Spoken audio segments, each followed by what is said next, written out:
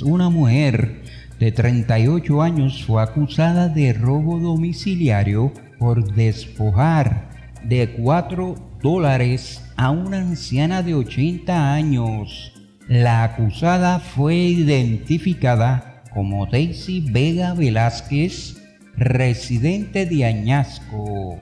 Los hechos se remontan al pasado 22 de enero del 2021 en el barrio Casey del municipio de Añasco, cuando Vega Velázquez penetró a la residencia de la anciana, a la cual, mediante amenaza e intimidación, la despojó de $4 en efectivo.